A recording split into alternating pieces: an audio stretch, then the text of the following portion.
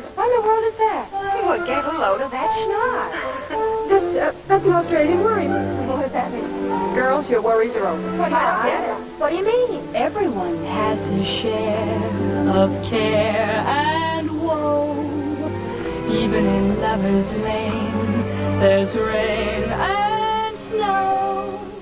We all have to pay the piper, so why be a gloomy griper? Forget regret, don't let it get you low. No, let the worry bird worry for you. What? Let the worry bird fuss and stew. He's a wonderful pet, and when you get the jitters, Yeah. he twitters. Let the worry bird worry his head. Have the time of your life instead.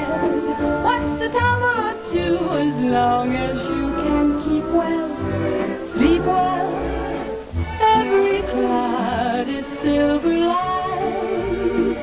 Bear that in mind. When old man trouble gets tough and the going gets rough, let the worry bird worry for you. It's remarkable what he'll do. He'll consider it fun to be your